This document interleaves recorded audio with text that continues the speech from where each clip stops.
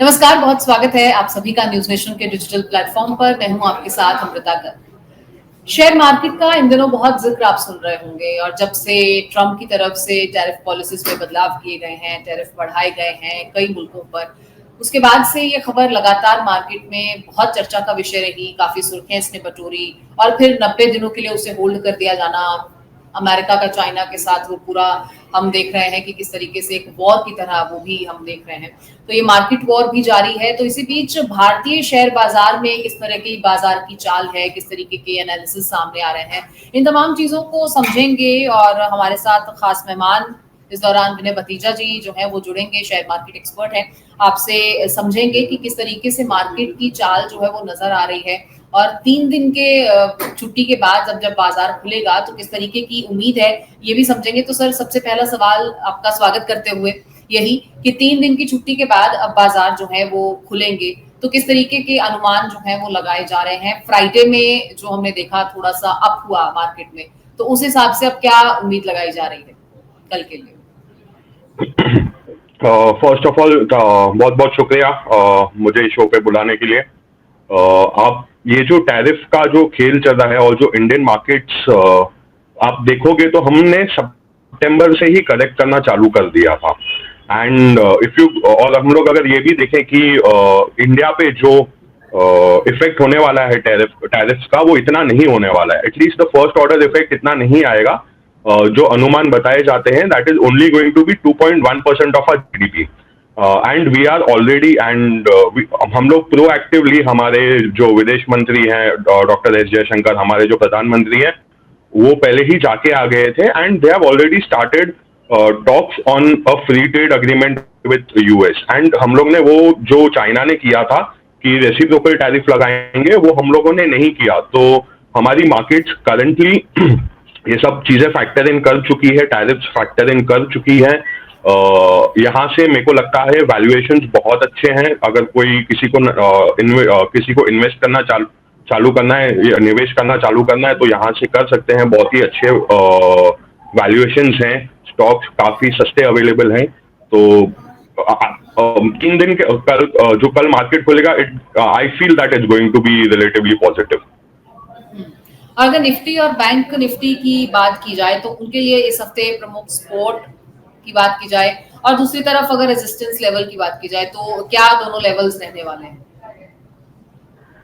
Nifty देखो, जो हम लोग ने 21,000 का, एक सेकंड में चार्ट्स निकाल लेता हूँ। तो यहाँ पर चार्ट्स की मदद से विनय जी जो है आपको पूरे डिटेल में जो है वो बताने की कोशिश करेंगे, क्योंकि अगर आप भी एक आम इन्वेस्टर हैं तो आपके लिए ये समझना बहुत जरूरी है कि इस उतार चढ़ाव के बाद और इतनी टैरिफ के बाद किस तरीके से अब मार्केट में आगे इम्पैक्ट होने वाला है, फ्राइडे का कितना असर रहेगा, या फिर वो एक ये कहें कि ये कवर अप था फ्राइडे, आगे आने वाले समय में क्या कुछ रहने वाला है। तो हर चीज विनय जी जो है तो वो बड़ी करंटली तो आप देखोगे मैडम, तो currently Nifty has been trading at around 22,820 levels, which seems to be a long term। जो ये 21,800 से लेके 22,800 तक के जो जोन है, that has been relatively support zone, एक स्ट्रॉन्ग सपोर्ट जोन है और एक डिमांड जोन भी, हम लोग इसको टेक्निकल लैंग्वेज में बोले तो ये एक डिमांड जोन भी है। और यहाँ पे बाय करना बहुत ही एक अच्छा एंट्री पॉइंट दे सकता है। यहाँ से ज्यादा नीचे गिरने की गुंजाइश दिख नहीं रही है, एटलीस्ट फॉर करंट टाइम भी, जो करंट सिनारियोस चल रहे हैं। ये निफ्टी के ऊपर मैं बात कर रहा हूँ।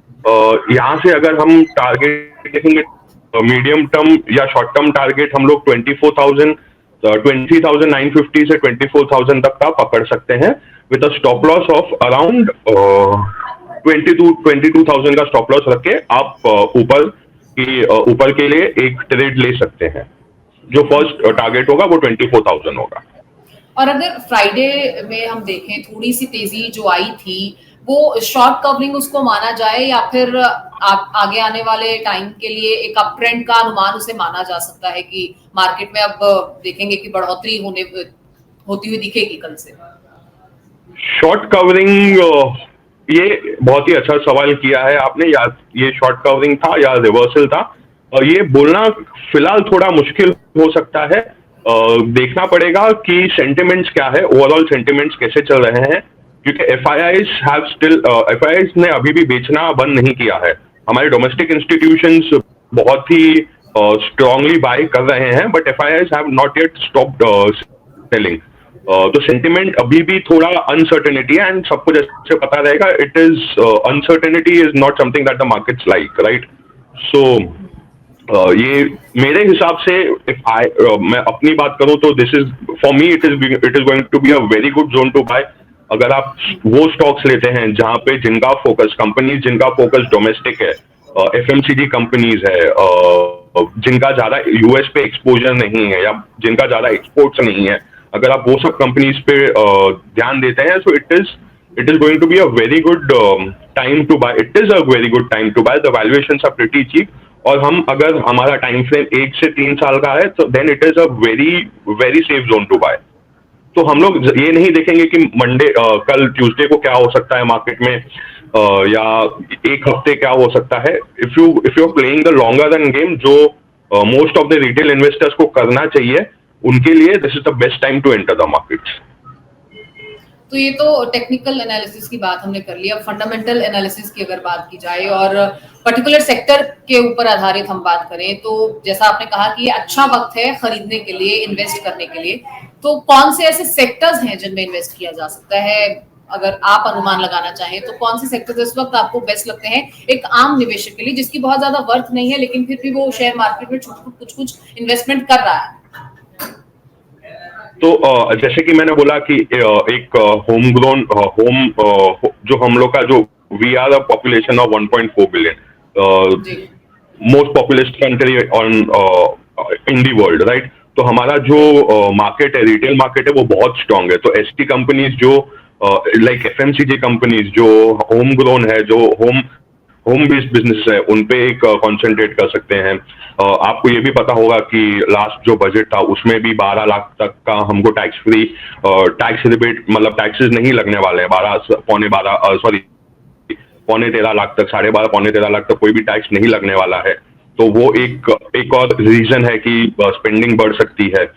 फिर हम लोग को ये देखना चाहिए कि गवर्नमेंट का कॉन्सेंट्रेशन कहाँ पर है। अगर आपको पता होगा तो लास्ट एक हफ्ते में ये आया था कि government is going to give benefits, कि आप अगर आपकी ओल्ड एयर कंडीशन है तो आप वो देके एक थोड़ा ग्रीन कार्बन इम्प्रिंट रिड्यूस करने के लिए, तो वो ओल्ड देके आप न्यू लोगे तो उसमें आपको टैक्स रिबेट्स मिल सकता है कुछ 6,000 या 7,000 तक। तो ये सब कंपनीज जो फॉर एग्जांपल इसमें जो होम कंपनीज है लाइक वोल्टास है, टाटा की बहुत अच्छा ट्रस्टवर्दी ब्रांड है, तो ये सब कंपनीज पे आप कॉन्सेंट्रेट कर सकते हो। बेसिकली रिटेल आईटी सेक्टर की बात की जाए या ऑटो सेक्टर की बात की जाए, वहां कितना स्कोप नजर आता है? क्योंकि ऑटो सेक्टर को टैरिफ बढ़ाने से एक मेजर सेटबैक भी जो है वो बताया जा रहा था, हालांकि अभी तो उसे होल्ड कर दिया गया है, लेकिन आपको क्या लगता है?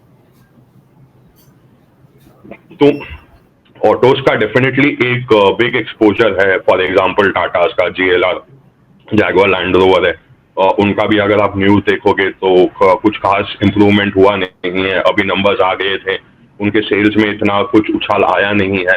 So this is one of the sectors that I would avoid for next couple of at least for next couple of months, कि देखूं पहले कि क्या होता है, एक क्लैरिटी आ जाए टैरिफ्स पे, तो हम आगे सोच सकते हैं कि क्या होगा। और जहाँ पे आईटी की बात है, तो आईटी व्हाट इज हैपनिंग, ये टैरिफ के वजह से एक डर क्या बना हुआ है कि यूएस रिसेशन में, यूएस में इन्फ्लेशन आए और यूएस रिसेशन में ना चले जाए। और ये पूरा जो आईटी सेक्टर है दैट इज मोस्टली वेस्ट के ऊपर बहुत हमारा जो आईटी सेक्टर है वो वेस्ट पे बहुत डिपेंडेंट है। तो इसके वजह से we are not venturing into these two sectors as of now। तो थोड़ा देखेंगे क्या हो रहा है क्या नहीं, और उसके बाद में डिसाइड करेंगे। But the sectors like I told you, FMCG, home grown sectors, if you go to the electricity transmission, जो पावर सेक्टर है वो भी एक बहुत ही अच्छा मुकाम पे है इन्वेस्ट करने के लिए। उसमें भी government is giving subsidies, it is pushing, तो इलेक्ट्रिसिटी सप्लाई, इलेक्ट्रिसिटी डिमांड तो बढ़ने ही वाली है। तो that is one more sector that I would vouch out for। So that is overbought the और ओवर वैल्यूड स्टॉक्स की अगर बात की जाए जिनसे या तो बचना चाहिए इन्वेस्टर को या फिर उसके पीछे लगना चाहिए। स्टॉक स्पेसिफिक तो मैं नहीं बता पाऊंगा, पर अगर मैं एक और सेक्टर में आपको बता सकूं तो banking is currently showing pretty good resilience. आप देखोगे तो बैंक निफ्टी इतना नहीं गिरा है जितना निफ्टी गिरा है। सो it is one of the sectors that I would be looking at. और अगर बैंकिंग स्पेस में again this is not a investment advice, but IDFC first bank एक देख सकते हैं करंट लेवल्स पे बाय करने के लिए। उनका जो एडवांसेस ग्रोथ है वो भी अच्छा आया है, उनका एनपीएस भी pretty, and we know the new management V Vaidyanathan ही उन्होंने बहुत ही एक अच्छे से ट्रांजिशन किया है। So that is one of the stocks that I would be looking forward to in the banking space, but again it's or not an अगर investment advice, please do your own. Global market की अगर बात sorry, की जाए गो तो ahead. क्या impact आने वाले समय में नजर आता है, फिर चाहे वो अमेरिकी बाजारों की मूवमेंट की बात कर ले या एफआईआई की बात कर ले, तो ग्लोबल इम्पैक्ट जो है वो मार्केट पर आने वाले समय में कुछ खास नजर आता है, कुछ बड़ा नजर आता है। तो एज यू वुड सी, जो यूएस कंज्यूमर है या यूएस जो मार्केट है, दैट दैट यूएस अकेले अप्रोक्सीमेटली 30% है वर्ल्ड जीडीपी का, राइट। अगर वहां पे कुछ होता है तो एक फ्रेज बोलते हैं, if US catches cold we definitely sneeze, right. तो वहां पे कुछ भी होगा तो उसका इम्पैक्ट वर्ल्ड ओवर आना ही है, you agree or not. But ये आज से नहीं है, it has been quite some time, literally after world war two it has been that US has been the main market. तो अगर वहां पे कुछ होता है तो we will see that impact across the board. और अभी ये कैसा है कि this is going to effect each and every country, like no country, कोई भी देश ऐसा नहीं है जिसको ट्रंप ने बख्शा हो। वो दोस्त हो दुश्मन हो, उसने उन्होंने सबको ही साथ में सबके ही ऊपर टैरिफ लगा दिए हैं। तो it is not that somebody has been spared. तो ये इसका इम्पैक्ट वर्ल्ड ओवर देखना ही है। हाँ, ये एक चीज बोल सकते हैं कि जहां पे कंट्रीज लाइक वियतनाम जो प्रीडोमिनेंटली डिपेंड करते हैं एक्सपोर्ट्स के ऊपर अपनी इकोनॉमी के लिए, दैट विल सफर मोर। तो वियतनाम है, चाइना है, these guys are main exporters to the US, तो उनको इनके ऊपर इम्पैक्ट ज्यादा आएगा। इंडिया जो प्रीडोमिनेंटली हमारी मार्केट होम कंजम्पशन मार्केट है, उनके ऊपर इतना इफेक्ट नहीं आता दिख रहा। चलिए विनय जी, कोई ऐसी जरूरी बात शेयर मार्केट को लेकर, कल को लेकर जो मुझे छूट गई हो, अगर आप कुछ बताना चाहें, और एवरीथिंग इज कवर्ड। मार्केट्स यहाँ पे मेरे हिसाब से बहुत ही गुड वैल्यू पे है। यहाँ से आप निवेश करना चालू कर सकते हो जिन्होंने नहीं किया है। इंडिया ग्रोथ स्टोरी बहुत ही इंटैक्ट है, उसके ऊपर कुछ भी फर्क नहीं पड़ा है। और जहाँ पे हमारे कॉमर्स मिनिस्टर है पीयूष गोयल, उन्होंने भी बोला it is a once in a lifetime opportunity. तो ये टैरिफ्स हम लोग अगर एक अच्छी तरह खेलें इसको, एक अच्छा एडवांटेज ले सकें, तो it is going to be a pivotal role कि हम लोग एक अलग दिशा में जा सकते हैं और एक फास्ट ग्रोथ जो हम लोग हमेशा टारगेट करते हैं 8% 9% जीडीपी ग्रोथ, वो भी हासिल कर सकते हैं। तो मेरे हिसाब से तो ये बहुत ही अच्छा टाइम है निवेश करने के लिए। बाद आप करो तो संभाल के करना, अपने फाइनेंशियल एडवाइजर से पूछ के करना। और कोई भी जो स्टॉक्स या कंपनीज का नाम लिया है, it is not an investment advice, अपना ड्यू डिलिजेंस कर देना। चलिए, बहुत शुक्रिया विनय जी हमसे बातचीत करने के लिए और दर्शकों तक वो तमाम जानकारियां पहुंचाने के लिए जो एक आम इन्वेस्टर के लिए बहुत जरूरी है, क्योंकि 3 दिन की छुट्टी के बाद मार्केट अब खुलेगा।